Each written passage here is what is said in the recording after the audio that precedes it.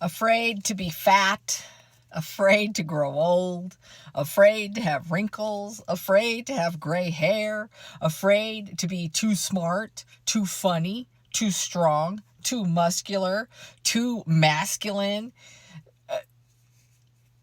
The list goes on of what I was trained to be afraid of. And working through each of those is a belief system. And how a man won't like you if this, that, and the other thing. A man won't like you if... That's all I heard growing up, what a man won't like. Nobody ever asked me what I like. I didn't even ask myself, what do I like? What do I want to do? Where do I want to go? That wasn't ever an option for me growing up. It was solely, how much space am I taking up? What am I, how am I going to dress today? All day. And then add in, diet culture. Can't be too fat. That's a goddamn crime against man. Don't you dare show up fat. And then it changes as you grow older. You can't be old and fat. Like, pick a struggle. And I just want women to know that there is no shortage of men who will like you. There's no shortage. And there's no age limit. People find love at 60, 70, 80 years old. There are women who have nothing but gray hair. There are women who have wrinkles. There are women that take up more space than what men think they should have. And then when you start turning it around and looking at who's telling you this, the audacity.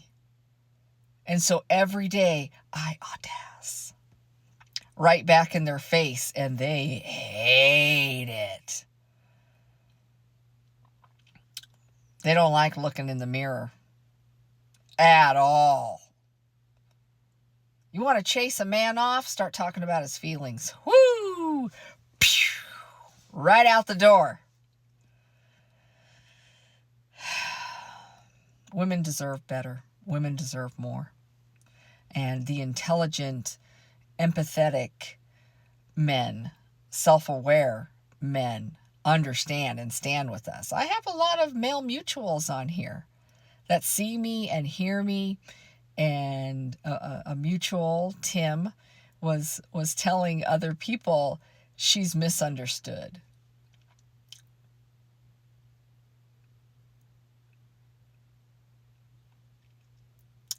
What I want for myself, I want for others. And so being accepting of my flaws, being accepting to learning to be a different way, a new way, an improved way, is all I'm doing every single day. I face challenges just like everyone else. I just choose to consciously not repeat the patterns that were downloaded here. So as I'm deleting and shit canning all the stuff that I grew up with and replacing it with better information, new information for today, my life is improving. That's how you can tell if you're being successful. Are things changing for you? And when they're not, and you become stagnant, it's time to learn new things. And that's really the difference between, to me, the right and the left. The right are stuck, rooted where they are, and you do not get an opportunity to grow. Because if you do, you'll leave. Who wouldn't leave the right? They try to suffocate you, squeeze the life out of you. Their egos will not accept that we're all people and we all deserve equality and dignity and respect. The amount of violence for power and control. Like, I don't want to subscribe to that. No, thank you. I was trained to be a pick-me and competitive with other women. Don't think I haven't hurt other women because of the training. And then I aged out. And I get to look back and see all the mistakes that I've made, and I am simply righting my wrongs because I will not be shamed.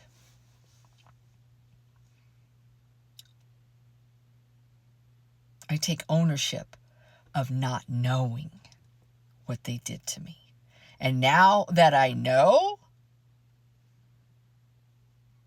I ain't gatekeeping anything.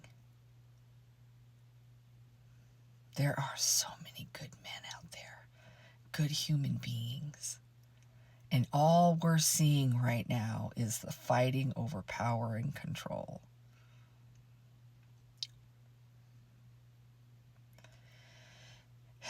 Work on yourself, and you will need them less. Why should I be dependent on untrustworthy people who have shown us who they are and proud of it? Egotistical and prideful and greedy.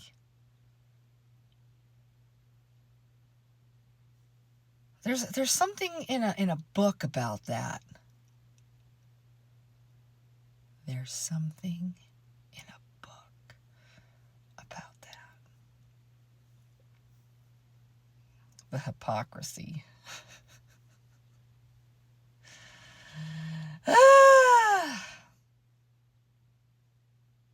Taking care of my body and my mind and my emotions has served me well.